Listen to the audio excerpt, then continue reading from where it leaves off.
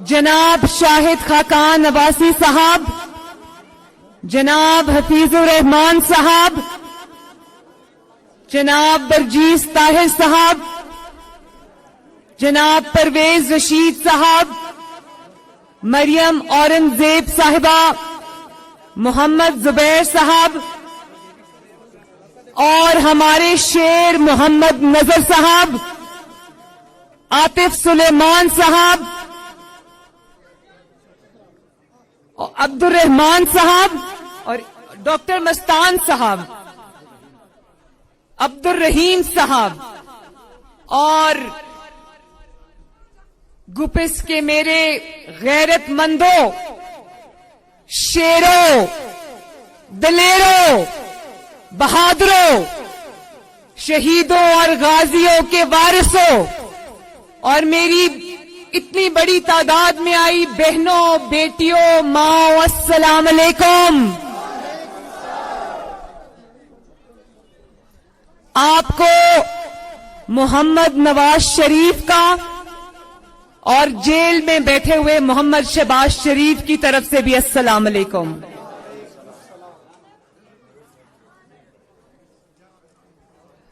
अभी किसी ने अपनी तकरीर में कहा कि पाकिस्तान की पहली सियासतदान बेटी गुपिस आई है, तो मैं गुपिस के अपने अवाम से ये कहना चाहती हूं कि पाकिस्तान की बेटी और आपकी बेटी और बहन गुपिस नहीं आई, मरियम नवाज अपने भाइयों के घर आई है। आज अपने घर आई है। आज भले मुझे गिलगित बल्तिस्तान से 4 घंटे का सफर करके आना पड़ा, लेकिन मेरा सफर उस सफर के सामने कुछ भी नहीं है जो आप लोग करके आए हो यहां इतनी बड़ी तादाद में। मैं इस बात से वाकिफ हूं कि बहुत मुश्किल रास्तों से गुजर के आए हो जलसागाह तक, दुश्वार गुजार रास्तों से गुजर कर आए हो जलसागाह तक, लेकिन जब हिम्मत जवान हो, जब जज्बा जवान हो, जब अज़म जवान हो, तो मैं आपके लिए एक नारा लगाती हूं, आलो आलो शेर आलो।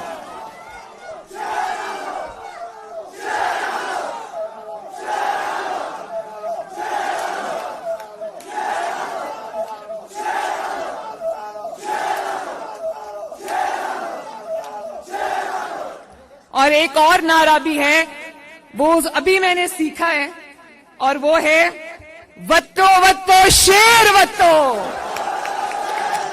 लगाएं जरा ये भी नारा।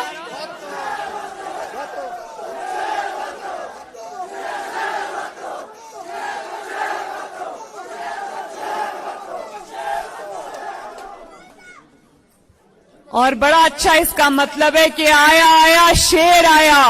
और गुपिस जैसे दूर दराज इलाकों में आवाम का ये इज्तिमा बता रहा है कि ना सिर्फ गुपिस में बल्कि गिलगित बल्तिस्तान में शेर आया आया इंशाअल्लाह। अभी मेरे किसी मुकर्रर भाई ने ये बात कही थी कि वोट को इज्जत दो और गुपिस को भी इज्जत दो। तो गुपिस के मेरे गयूर बासियों हाथ उठा के बताओ, जब नवाज शरीफ ने और हफीजुर रहमान साहब ने गुपिस और यासीन को दर्जा दिया था जिले का, तो क्या तब गुपिस को इज्जत नहीं मिली थी? मिली थी ना। और अब उसके फंड्स भी रिलीज हो चुके हैं, उसका नोटिफिकेशन भी हो चुका है, लेकिन ये जाली हुकूमत एसपी और डीसी को रोक कर बैठी है। तो मैं आज इस जाली हुकूमत से दरखास्त नहीं करूंगी, मैंने कभी इस जाली हुकूमत को ना हुकूमत समझा है ना इससे दरखास्त की है। मैं ये जरूर कहूंगी कि इनके नसीब में अवाम की खिदमत करना लिखा ही नहीं है। जिसके नसीब में अवाम की खिदमत करना लिखा ही नहीं है, जिसके नसीब में अवाम की खिदमत करना लिखा ही नहीं है, उससे दरखास्त करने का क्या फायदा? मैं ये समझती हूं कि जो हक आपको आपकी तरह आपके लिए भीख की तरह दिया जाए, آپ کا حق ہے کہ یہ بنے ضلع، اور اگر آپ کا حق آپ کو یہ نہیں دیا جا رہا تو اب جو الیکشن آ رہے ہیں اس میں شیر پہ مہر لگاؤ اور اپنے حق کو سر اٹھا کے اپنے لیے استعمال کرو انشاءاللہ۔ اور میرا وعدہ ہے کہ جیسے ہی گپس میں اور گلگت بلتستان میں شیر آئے گا، گپس کو اور یاسین کو ضلع کا درجہ انشاءاللہ فوراً ملے گا۔ جب سے میں نے گلگت بلتستان کی زمین پہ قدم رکھا ہے، میری نواز شریف سے محبت میں ان پہاڑوں جتنا اضافہ ہو گیا۔ پوچھو اس کی وجہ کیا ہے؟ ایک تو وہ رشتہ ہے نا باپ بیٹی کا جو اللہ تعالیٰ نے بنا دیا ہے، جس کو باپ بھی نبھا رہا ہے، بیٹی بھی نبھا رہی ہے، لیکن ایک وہ رشتہ ہے جو اس خدمت کو دیکھ کے میرا نواز شریف سے اور بھی مضبوط ہو گیا ہے۔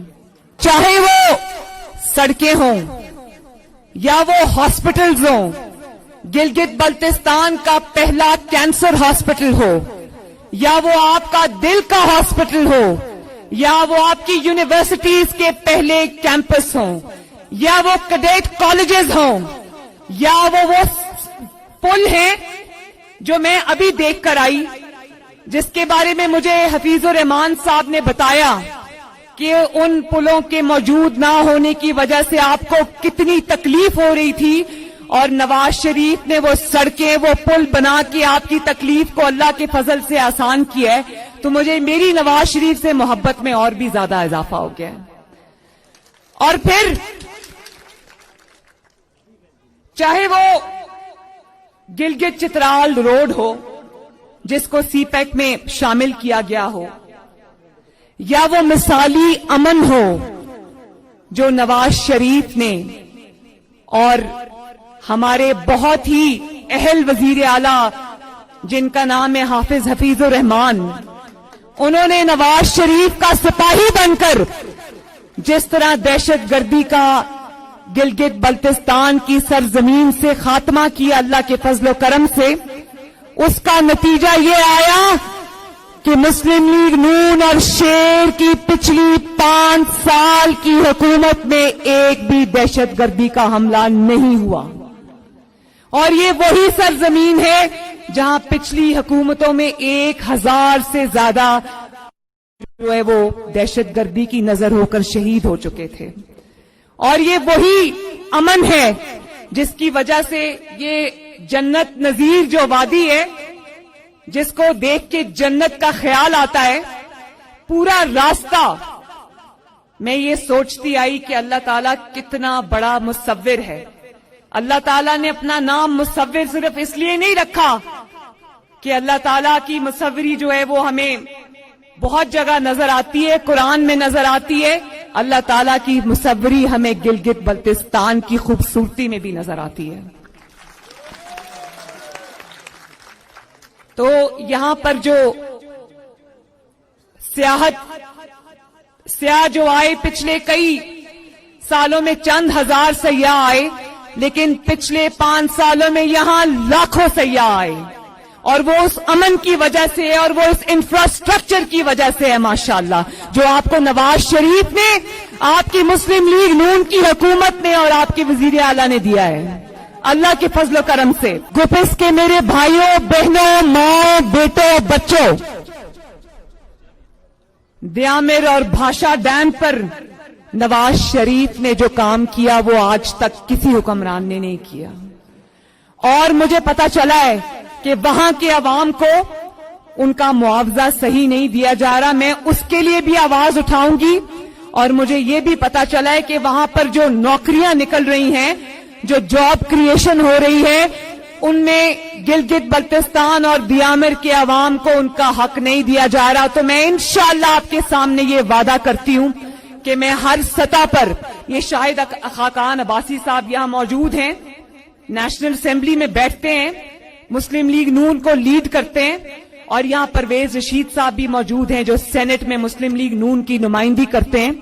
میں ان دونوں سے یہ درخواست بھی کروں گی کہ گپس کے ضلع کا جو مقدمہ ہے اس کو ایڈمنسٹریشن نہیں دی جا رہی، دیامر اور بھاشا ڈیم کا جو मुकदमा है जहां पर उनको मुआवजा नहीं दिया जा रहा और उनकी नौकरियों पे सबसे पहला हक दियामिर के अवाम का है। उन नौकरियों के लिए भी आवाज जो है वो पार्लियामेंट में भी उठाएं और सेनेट में भी उठाएं।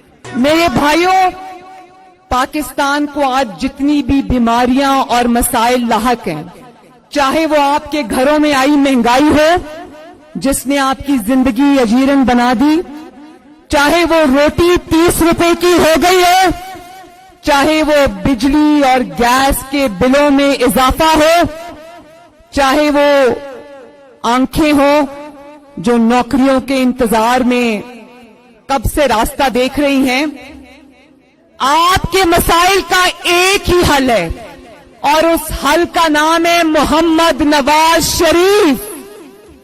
आपके मसाइल का एक ही हल है और उस हल का नाम है पाकिस्तान मुस्लिम लीग नून। आपके मसाइल का एक ही हल है और उसका नाम है शेर। क्योंकि पाकिस्तान में मोटरवेज किसने बनाई मेरे भाइयों? किसने बनाई? पाकिस्तान के अंदर सड़कों के जाल गिलगित बल्तिस्तान के अंदर भी किसने बिछाए? हजारा मोटरवे किसने बनाई? लोड शेडिंग किसने खत्म की? दहशतगर्दी किसने खत्म की? लवारी टनल किसने बनाई? दियामिर भाषा डैम पर काम किसने शुरू किया? गवादर को पाकिस्तान से मिलाता है नवाज शरीफ। सीपेक के मंसूबे पाकिस्तान में लाता है नवाज शरीफ। मुल्क से बिजली गैस का बहरान खत्म करता है नवाज शरीफ। IMF को खुदा हाफिज कहता है नवाज शरीफ। 5 साल आटा चीनी अद्वियात की कीमत अगर नहीं बढ़ने देता तो वो है नवाज शरीफ। पेट्रोल बिजली गैस दवाई की कीमत करता है तो वो है नवाज शरीफ। और मेरे भाइयों, उसकी सजा भुगतता है तो वो भी है नवाज शरीफ। झूठे मुकदमात अपने सीने पे झेलता है तो वो भी है नवाज शरीफ। नाहक जेल काटता है और मौत के मुंह में पहुंच जाता है वो भी है नवाज शरीफ। एक इकामे पर निकाले जाने के बाद, जुल्म सहने के बाद, 72 साल का बदतरीन इंतकाम सहने के बाद अगर वो आज भी कोई इंसान खड़ा है, झुका नहीं है, तो वो भी है नवाज शरीफ। और नवाज शरीफ किसके लिए खड़ा है? अपने लिए नहीं खड़ा। वो अब 70 साल की उम्र में उनको इतनी तकलीफें उठाने की जरूरत नहीं है। गुपिस के मेरे भाइयों, अगर वो खड़ा है तो आज भी पाकिस्तान के और गिलगित बल्तिस्तान के अवाम के लिए खड़ा है। ये भी देखो मेरे भाइयों कि नवाज शरीफ को जिन मुखालिफिन का सामना है वो बहुत इखलाक से गिरे हुए लोग हैं। बिजली, रोटी, गैस, दवाई, इलाज, सड़कें कुछ भी नहीं, और एक ही काम आता है और उसका नाम है बदजुबानी। एक ही काम आता है जिसका नाम है इंतकाम। एक ही काम आता है जिसका नाम है नवाज शरीफ से हसद। और भाइयों, पिछले 3 साल से नवाज शरीफ को जेलों में भी डाल दिया, कैद भी कर दिया, उसको मुल्क से बाहर भी भेज दिया, उसकी जमात को इंतकाम का निशाना भी बनाया और आज उसकी आवाज भी बंद कर दी। लेकिन हर जगह एक ही आवाज अल्लाह ताला के फजलो करम से गूंज रही है और उस आवाज का नाम है नवाज शरीफ। मुझे बहुत दिली तौर पर तकलीफ होती है जब मुझे इमरान खान जैसे शख्स का नाम लेना पड़ता है। मैं उसका नाम भी लेना नहीं चाहती। मियां साहब ने तो उसको पहले कह के साइड पे कर दिया कि बेटा तुम्हारी लड़ाई नहीं है, तुम छोटे आदमी हो, इससे बाहर रहो, ये बड़ों की लड़ाई है। लेकिन मेरी मजबूरी है कि मुझे अवाम के मुजरिम इमरान खान का नाम लेना पड़ता है। और मुझे अफसोस इसलिए है कि मैं एक ऐसे शख्स का नाम लेती हूं جس نے عوام کی خدمت تو اس کو وہ جذبہ تو اس کو چھو کے بھی نہیں گزرا، لیکن جب علاج مقصود ہو تو بیماری کا نام لینا پڑتا ہے، اور اس پاکستان کو آج جو بیماری لاحق ہے اس کا نام ہے عمران خان۔ اس کا نام ہے عمران خان کی جو جماعت ادھر سے توڑ جوڑ کے بنائی ہوئی ہے، اس کا نام ہے پاکستان تحریک انصاف۔ دنیا میں جو بیماری آئی جس کو کووڈ-19 کہتے ہیں، پاکستان میں وہ بیماری 2018 میں ہی آ گئی تھی، اور وہ ماسک پہننے سے نہیں جاتی، وہ ماسک پہننے سے نہیں جائے گی، وہ اٹھا کے باہر پھینک جائے گی انشاءاللہ۔ اور یہ وہ بیماری ہے جس نے نہ صرف ہماری نظریاتی جڑوں کو کھوکھلا کر دیا ہے، ہماری وفاق کی اکائیوں کو کھوکھلا کر دیا ہے، ہماری معاشی جڑوں کو کھوکھلا کر دیا ہے، ہمارے اداروں کی جڑوں کو کھوکھلا کر دیا ہے، بلکہ اس نے پاکستان کی اخلاقی جڑوں کو بھی کھوکھلا کر دیا ہے۔ یہ عمران خان اور اس کے ساتھی وہ لوگ ہیں جب یہ منہ کھولتے ہیں تو ان کے منہ سے غلاظت ٹپکتی ہے، اور ایسے شخص کا مقام گپس کے میرے بھائیوں وزیر اعظم ہاؤس نہیں ہے۔ ایسے شخص کو عوام کے حوالے کرو تاکہ عوام دودھ کا دودھ اور پانی کا پانی کر دیں۔ اور وہ وقت آ رہا ہے میرے بھائیوں، وہ وقت آ رہا ہے،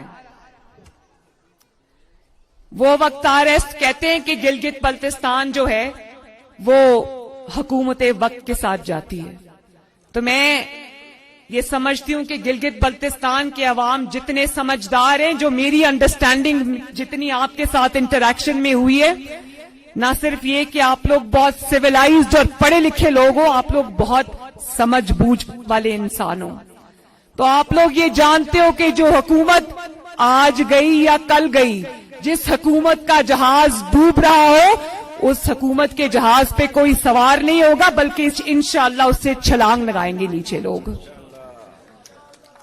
اور آخر میں ایک بات گپس کے میرے بھائیوں اور گپس کے عوام سے جب میں خطاب کر رہی ہوں تو میں گلگت بلتستان کے عوام سے بھی خطاب کر رہی ہوں۔ لوٹوں کو ووٹ نہیں دینا۔ جو شخص وہ جماعت سے بے وفائی نہیں کرتا، وہ شخص آپ سے بے وفائی کرتا ہے، عوام سے بے وفائی کرتا ہے، اپنے ووٹ کی پرچی سے بے وفائی کرتا ہے، آپ نے اس پہ جو اعتماد کیا ہے وہ اس سے بے وفائی کرتا ہے۔ تو کیا بے وفا انسان کی لوٹے کی جگہ باتھ روم میں ہے یا پاکستان کے اور گلگت بلتستان کے پولنگ سٹیشنز پہ؟ بتاؤ ہاتھ اٹھا کے میرے بھائیوں۔ ان لوٹوں کو انشاءاللہ یہ دریائے یاسین میں سیاسی طور پہ ہم ہمیشہ کے لیے بہا دیں گے اس الیکشن کے اندر۔